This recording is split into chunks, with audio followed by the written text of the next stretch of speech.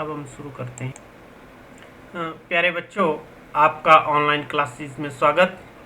आज करेंगे हम हाउ स्ट्रॉन्ग आर एसिड और बेस सॉल्यूशन, कि ये एसिड और बेस के जो सॉल्यूशन थे ये कितने स्ट्रॉन्ग होते हैं, क्वांटिटेटिवली हम इनको कैसे मेज़र कर सकते हैं, वो सारा हम इस आर्टिकल में जो है वो डिस्कस करेंगे। आओ देखें, हाउ स्ट्रॉन्ग आर एसिड और बेस सॉल्यूशन। एसिड और बेस सॉल्यूशन कितने स्ट्रॉन्ग हैं।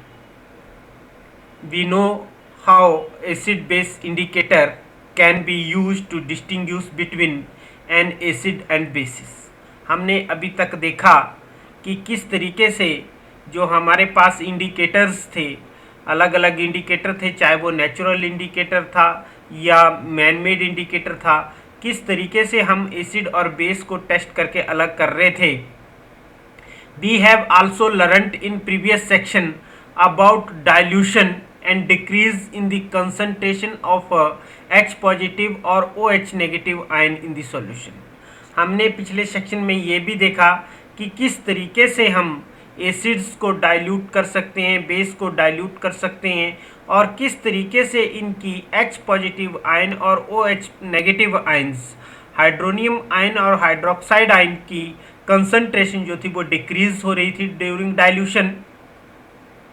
Can be quantitatively find the amount. अब हम ये तो देख रहे थे कि जैसे H पॉजिटिव आयन की कंसंट्रेशन बढ़ रही थी या कम हो रही थी, उस तरीके से इसकी कंसंट्रेशन के भी ऊपर फर्क पड़ रहा था, एसिडिटी के ऊपर भी फर्क पड़ता था, लेकिन कितना, क्या हम क्वांटिटेटिवली अमाउंट इसको बता सकते हैं कि कितना इसकी एसिडिटी है, कितनी इसकी बेसिसिटी है of this ion present in the solution.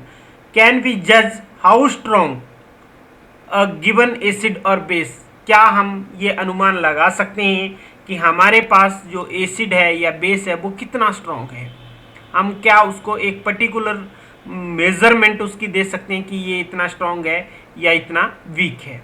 We can do this by making use of universal indicator. बोला हम इसको ऐसा कर सकते हैं, लेकिन कैसे कर सकते हैं, by the use of universal indicator. और बोला यूनिवर्सल इंडिकेटर क्या चीज़ है, which is a mixture of several indicator. Universal indicator बहुत सारे इंडिकेटर का मिक्सचर है। The universal indicator shows different colors at different concentration of hydrogen ion in the solution। अब universal indicator क्या करता है कि डिफरेंट कंसंट्रेशन के ऊपर डिफरेंट कलर देता है, और उन डिफरेंट कलर से हम डिटेक्ट कर सकते हैं कि ये कितना स्ट्रॉन्ग है और कितना वीक है। A scale of measuring hydrogen ion concentration in a solution called pH scale. अब इसको मेजर करने के लिए जो स्केल बनाया गया, जो पैमाना बनाया गया, that is called pH scale, जो हाइड्रोजन आयन की कंसंट्रेशन को मेजर करेंगे by the use of universal indicator. यहाँ पे जो पीएच स्केल है, यहाँ पीएच का क्या मतलब होता है, P stand in pH in P in pH stand for potence. Potence को जर्मन में कहते हैं पावर, और H का मतलब आ गया hydrogen ion, it means power of hydronium ion. What is pH, power of hydronium ion. और ये पीएच स्केल जनरली वेरी करेगा 0 से लेके 14 तक। इसका जो स्केल की रीडिंग आएगी 0 से लेके 14 तक। जो 0 होगा वो वेरी एसिडिक, बहुत ज़्यादा एसिडिक होगा, और जो 14 पे आएगा दैट इज वेरी एल्केलाइन, बहुत ज़्यादा बेसिक होगा। PH should be thought of simply as a number which indicate the acidic और basic nature of the solution. PH का जो नंबर आएगा हमारे पास, उससे हम इंडिकेट कर सकते हैं कि हमारे पास जो एसिड है या बेस है वो कितना स्ट्रॉन्ग है। Higher the hydronium ion concentration, lower the pH value. अब जितनी ज़्यादा हाइड्रोनियम आयन की कंसंट्रेशन होगी उतनी पीएच वैल्यू जो है वो क्या होती जाएगी, कम हो जाएगी। The pH of a neutral solution, जो सॉल्यूशन न्यूट्रल होगा, जो न्यूट्रल सॉल्यूशन की पीएच वैल्यू हमारे पास रहती है 7। कि यहाँ पे सॉल्यूशन बिल्कुल न्यूट्रल होगा, पानी की तरह होगा, ना एसिडिक होगा ना बेसिक होगा, तो वैल्यू होगी 7। The value is less than 7, अगर वैल्यू 7 से कम है पीएच स्केल के ऊपर, इट मीन सॉल्यूशन क्या है, एसिडिक है। और अगर पीएच जो है वो 7 से इंक्रीज कर रही है, pH value increases from the 7 to 14 तक इंक्रीज कर रही है, इसका मतलब है कि हाइड्रोक्सिन आयन की कंसंट्रेशन जो है वो इंक्रीज कर रही है, हाइड्रोक्साइड आयन की कंसंट्रेशन जो है वो इंक्रीज कर रही है, और जो स्ट्रेंथ है एल्कलीज की, बेस की, वो जो है वो क्या कर रही है, इंक्रीज कर रही है। मीन्स सीधी सी बात है, 7 के ऊपर न्यूट्रल, जैसे नीचे डायग्राम में दिखाया गया है, 7 के ऊपर न्यूट्रल होगा, 7 से ऊपर जब वैल्यू बढ़ती जाएगी तो बेसिक नेचर इंक्रीज करता जाएगा, और हाइड्रोक्साइड आयन जो है वो इंक्रीज करता जाएगा। लेकिन जैसे जैसे हमारे पास पीएच वैल्यू 7 से नीचे आएगी, एसिडिटी का नेचर जो वो इंक्रीज होता जाएगा, हाइड्रोनियम आयन की कंसंट्रेशन जो है वो बढ़ती जाएगी। एक एक्टिविटी देखते हैं अब, जिसमें हमने किस तरीके से पीएच निकालते हैं।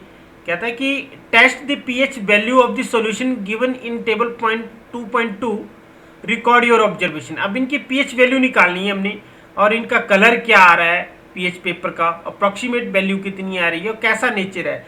वैल्यू के अकॉर्डिंग हमने लिखना है कि एसिडिक है, बेसिक है, स्ट्रॉन्ग एसिड है, कौन बेसिक है। और यहाँ पे ये पीएच मीटर दिया गया है, इस पीएच मीटर से हमें पता लग जाता है, जैसे 7 है तो 7 हमारे पास प्योर वाटर की आती है, 7.4 जो है वो ब्लड की होती है, तो उसमें कलर भी ऐसा ग्रीनिश सा रहेगा। ठीक है, जैसे यहाँ पे लेमन जूस की बताइए तो 2.2 के ऊपर आ जाएगी, गैस्ट्रिक जूसेस की 1.2 आ जाती है pH value, milk of magnesia की 10 है, सोडियम हाइड्रोक्साइड सॉल्यूशन की 14 है। The strength of the acid और bases depends upon the number of hydrogen ion and OH negative ion produced respectively. अब ऑटोमेटिकली हमने पहले भी डिस्कस किया कि एसिड और बेस की जो स्ट्रेंथ है वो डिपेंड करती है कि कितने हाइड्रोनियम आयन बन रहे हैं और कितने हाइड्रोक्साइड आयन बन रहे हैं। अगर हाइड्रोक्साइड आयन ज़्यादा बन रहे हैं तो वो बेसिक होगा, अगर हाइड्रोनियम आयन ज़्यादा बन रहे हैं तो वो एसिडिक होगा। If we take hydrochloric acid and acetic acid of the same concentration, हमने हाइड्रोक्लोरिक एसिड और एसिटिक एसिड को सेम कंसंट्रेशन में लिया, सेम अमाउंट में लिया 1 मोलर के लिए, लेकिन क्या वो दोनों की एसिडिटी एक बराबर है? क्या दोनों एक बराबर हाइड्रोजन आयन जो है वो प्रोड्यूस कर रहे हैं? अगर कम ज्यादा कर रहे हैं तो उनकी एसिडिटी भी वेरी करेगी। आओ देखें क्या है, then these produce differ amount of hydrogen ion. अब ये अलग अलग हाइड्रोजन आयन जो है वो प्रोड्यूस कर रहे हैं। Acid that give rise to more H positive ion, ऐसे एसिड जो ज्यादा H पॉजिटिव आयन देते हैं, ज्यादा से ज्यादा H पॉजिटिव आयन देंगे, उनको बोलेंगे स्ट्रॉन्ग एसिड। उनको क्या बोलेंगे? Strong acid. और acid that gives less H positive ion, और जो कम H पॉजिटिव आयन देंगे उनको बोलेंगे वीक एसिड। इसी तरीके से हम बेस के केस में करते हैं, जो ज्यादा हाइड्रोक्साइड आयन देगा उसको स्ट्रॉन्ग बेस बोलेंगे, जो कम हमारे पास OH नेगेटिव आयन देगा उसको हम लेस बेसिक कहेंगे। अब देखेंगे हम next article, that is the importance of pH in everyday life, कि ये जो पीएच है, अब हमने पीएच से इतना समझ लिया कि कितना स्ट्रॉन्ग है एसिड, कितना बेस है, लेकिन हमारे जो एवरीडे लाइफ है, दैनिक जीवन है हमारा, उसमें कितनी पीएच वैल्यू तक हम एग्जिस्ट कर सकते हैं, किस काम के लिए कितनी पीएच वैल्यू तक जो हमारी एग्जिस्टेंस हो सकती है, वो सारा इसमें हम डिस्कस करेंगे। कौन चीज़ कितनी पीएच के ऊपर जो वो डिस्कस करेंगे। Are plants and animal pH sensitive? क्या प्लांट और एनिमल भी पीएच सेंसिटिव हैं? बोलता है कि our body works within the range of 7 to 7.8। अगर हमारी जो बॉडी है वो 7 to 7.8 पीएच वैल्यू के बीच में ही जो वो काम करती है। Living organism can survive only in narrow range of pH change. अब बिल्कुल नैरो रेंज में जो है वो लिविंग ऑर्गेनिज्म सर्वाइव करते हैं। When pH of rain water, अगर जो रेन वाटर है, बारिश का पानी है, अगर उसकी पीएच लेस देन 5.6 हो जाती है, यहाँ से क्वेश्चन आ सकता है आपको 1 नंबर का कि when the rain water pH of rain water is less than 5.6 it is called acid rain. कई बार यहाँ से ये क्वेश्चन आता है व्हाट इज एसिड रेन, तब भी आप यहाँ से डिफाइन कर सकते हैं। और ये क्वेश्चन आपको यहाँ से एक और आता है कि what is the pH value of acid rain. तो अगर pH वैल्यू पूछी गई होगी तो pH वैल्यू आप बताएंगे 5.6। When acid rain flows into the river, अब बारिश एसिड रेन हो गई, अब जब वो पानी नदियों में गया तो it lowers the pH of the river water, तो इसने रिवर वाटर की pH वैल्यू को भी क्या कर दिया, डिक्रीज कर दिया, कम कर दिया। तो उससे क्या फर्क पड़ा, the survival of aquatic life, जो पानी में जीव जंतु हैं, पेड़ पौधे हैं, life in such a river becomes difficult, उनकी जीवन जो है वो कठिनाई में पड़ जाता है। What is the pH of the soil in your backyard, हमारे जो पिछवाड़ा है या आंगन है उसकी मिट्टी की pH वैल्यू कितनी है। अब मिट्टी की pH वैल्यू निकालते कैसे हैं वो हम इस आर्टिकल में देखेंगे। बोला plant require a specific pH range of their healthy growth, अब प्लांट की एक हेल्दी ग्रोथ के लिए एक स्पेसिफिक pH का होना जरूरी है। अलग अलग तरह के प्लांट की pH वैल्यू अलग अलग सॉइल के लिए, उनकी अलग अलग जो प्लांट है वो डिफरेंट डिफरेंट सॉइल में ग्रो करते हैं और उस डिफरेंट डिफरेंट सॉइल की पर्टिकुलर pH जिसमें वो इजीली ग्रो कर सकता है वो पर्टिकुलर pH का होना जो वो जरूरी होता है। To find out the pH required for the healthy growth of the plant, you can collect the soil from various places and check the pH in the manner described below। आप जगह जगह से जहाँ से आप देखना चाहते हैं कि कौन सी फसल कितनी pH रेंज में, तो वहाँ से वहाँ की मिट्टी लाई, वहाँ का जैसे नीचे बताया गया कि किस तरीके से सॉइल की pH वैल्यू चेक करते हैं उस तरीके से आप कर सकते हैं। वो एक्टिविटी 2.12 में हम देख रहे हैं अभी। You can note down the pH which plant are growing in the region from which you have collected the soil, आपने किस जगह से मिट्टी को कलेक्ट किया और वहाँ की pH वैल्यू कितनी है ये आप इससे डिटेक्ट कर सकते हैं। एक्टिविटी 2.12 जिसे हम देखेंगे कि किस तरीके से हम सॉइल की pH वैल्यू को डिटेक्ट करेंगे, कैसे मेजर करेंगे, कैसे पता लगाएंगे कि कौन सी मिट्टी की pH वैल्यू कितनी है। Put 2 gram of soil in a test tube, test tube में अपने 2 ग्राम सॉइल लेनी है and add 5 ml of water of to it, और उसमें 5 ml पानी डालना है। Shake the content of the test tube, test tube के कंटेंट को शेक करो, हिलाओ ताकि वो दोनों मिक्स हो जाए। फिल्टर द कंटेंट, फिर कंटेंट को फिल्टर कर दो। कलेक्ट द फिल्ट्रेट, जो रेजिड्यू आया उसको फेंक दो और जो फिल्ट्रेट आपके पास आया, तो फिल्टर करके जो आपके पास आया, check the pH of the filtrate, उस फिल्ट्रेट की pH को चेक करो with the help of universal indicator paper. Universal indicator solution भी ले सकते हैं, यूनिवर्सल इंडिकेटर पेपर भी ले सकते हैं। What can you conclude about the idea soil pH for the growth of the plant in your region, आप वहां से पता लगा सकते हैं कि आपके क्षेत्र में जो प्लांट ग्रो कर रहे हैं उनको कितनी pH वैल्यू, किस रेंज की pH वैल्यू जो है वो चाहिए, वहां से आप कंक्लूड जो वो कर सकते हैं आसानी से। pH इन अवर डाइजेस्टिव सिस्टम, जो हमारा डाइजेस्टिव सिस्टम चलता है, आप इसको डाइजेस्टिव सिस्टम को क्लास चैप्टर 6 में डिटेल में पढ़ोगे, लेकिन आपने छोटी क्लासेस में भी पढ़ा कि जब खाना डाइजेस्ट करते हैं तो जैसे खाना स्टमक में पहुंचता है तो स्टमक HCl हाइड्रोक्लोरिक एसिड जो वो रिलीज करता है for the digestion of the food. अगर वो एक्सेसिव में हो जाता है तो वो एसिडिटी कर देता है। इसके बारे में हम डिटेल में यहाँ पे पढ़ेंगे क्या होता है कि it is very interesting to note that our stomach produce hydrochloric acid. ये बहुत ही रोचक बात है कि हमारा जो स्टमक है, हमारा जो पेट है, वो भी हाइड्रोक्लोरिक एसिड जो वो प्रोड्यूस करता है। It helps in the digestion of the food without harming the stomach, ये स्टमक को हार्म किए बिना खाने की डाइजेशन करना का काम है। अब HCl स्टमक में प्रोड्यूस हो रहा है तो ऐसा नहीं है कि एसिड है तो एसिड हमारे पेट को जला देगा, नहीं, ये विदाउट हार्मिंग अवर स्टमक जो है वो खाने की डाइजेशन करेगा। During in digestion the stomach produce too much, अगर ये एसिड ज़्यादा रिलीज हो जाता है एंड दिस कॉज, तो पेन एंड इरिटेशन, तो इसकी वजह से हमें पेन होती है, इरिटेशन होती है, एसिडिटी होती है। To get rid of this pain, और इस पेन से राहत पाने के लिए people use base called antacid. तो हम बेस का यूज करते हैं जिसको हम क्या कहते हैं, एंटा एसिड। एसिड का opposite antacid, base. One such remedy must have been suggested by you at the beginning of the chapter. हमने फर्स्ट चैप्टर में भी इसके बारे में पढ़ा था कि अगर एसिडिटी हो जाती है तो उसके लिए हम कौन सा जो उसको न्यूट्रलाइज करने के लिए हम कौन सा बेस लेते हैं। These antacid neutralise the excess acid, ये एंटासिड जो हैं वो एक्सेस एसिड को न्यूट्रलाइज करते हैं।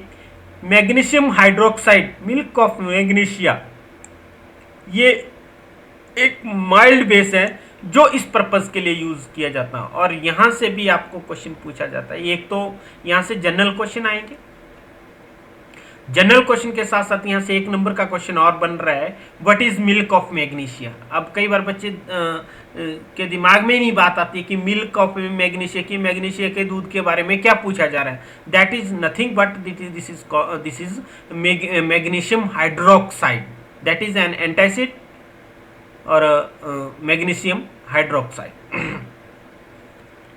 PH change as the cause of tooth decay. हमारे दांत जो सड़ जाते हैं, हमारे दांत जो खराब हो जाते हैं, उसमें पीएच का क्या रोल रहता है, कितने पीएच तक जो हमारे दांत बिल्कुल ठीक रहते हैं, कितने पीएच के बाद जो वो दांत खराब होना शुरू हो सकते हैं, वो हम इस आर्टिकल में देखेंगे। Tooth decay starts when the pH value of mouth is lower than 5.5। अगर मुंह के अंदर की pH वैल्यू 5.5 से कम हो तो हमारे दांत सड़ना शुरू हो जाते हैं। टूथ एनिमल, जो हमारे दांतों का व्हाइट पोर्शन होता है जिसको एनिमल कहते हैं, वो मेड ऑफ कैल्शियम हाइड्रोक्सीपेटाइट। तो a crystalline form of calcium phosphate, calcium phosphate की जो है वो एक क्रिस्टलाइन फॉर्म है जिसको कैल्शियम हाइड्रोक्सी एपेटाइट बोलते हैं। तो जो इनेमल है that is the hardest substance of the body. यहाँ से भी 1 नंबर का क्वेश्चन पूछा जाता है कई बार, what is the hardest substance of our body, that is enamel. It does not dissolve in water, ये पानी में डिजॉल्व नहीं होता है, but is corrode when pH in this mouth is below the 5.5। लेकिन जब माउथ की, मुंह के अंदर की पीएच वैल्यू 5.5 से कम होगी तो ये करोड होना, खराब होना जो वो शुरू हो जाएंगे। Bacteria present in the mouth produce acids. Bacteria जो मुंह के अंदर प्रेजेंट होते हैं वो एसिड प्रोड्यूस करते हैं by the degradation of sugar and food particle remaining in the mouth after eating. The best way to prevent this is to clean the mouth after eating the food using toothpaste which are generally basic। Toothpaste का प्रयोग करना जो generally basic होता है for cleaning the teeth can neutralise the excess acid, वो excess acid को जो वो न्यूट्रलाइज कर देता है एंड प्रिवेंट टूथ डीके, और टूथ की जो डिकेइंग है, खराब हो रहे होते हैं, सड़ रहे होते हैं, उनको जो वो रोक देता है। Self defence bye animal and plant through chemical warfare. तो हम जो एनिमल्स हैं, प्लांट हैं, उनको केमिकल वारफेयर से जो वो कैसे उनका सेल्फ डिफेंस किया जाता है, कैसे वो सेल्फ डिफेंस करते हैं। Have you ever been stung by honey bee, आपने कभी मधुमक्खी के काटने के बारे में देखा होगा, सुना होगा, या कई बार काटा होगा।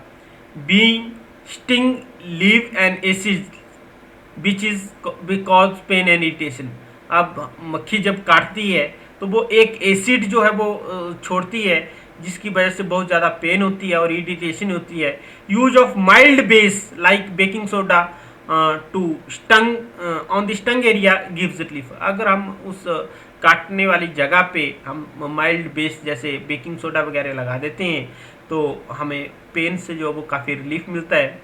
Stinging hair of nettle leaves inject methanoic acid causing burning pain. अब ये बर्निंग पेन क्यों होती हैं कि जो वो एसिड हमारे शरीर में रिलीज करते हैं, दैट इज मिथेनोइक एसिड।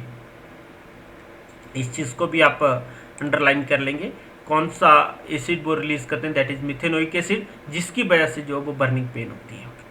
अब आपने एक निटल प्लांट के बारे में जब बात डिस्कस हो रही थी, निटल प्लांट आपने देखा होगा, बिच्छू बूटी के बारे में आपने सुना होगा। जैसे जंगली वाले एरिया के ऊपर या कहीं झाड़ियों वाले जगह के ऊपर आप जा रहे होते हैं, अचानक वहाँ पे बिच्छू बूटी होती है, आपको लग जाती है, बहुत पेन होती है, खारिश होती है, तो वहाँ पे आप क्या करते हैं, साथ में एक डॉग प्लांट होता है, उसी डॉग प्लांट को आप लगाते हैं और उससे आपको रिलीफ मिलता है।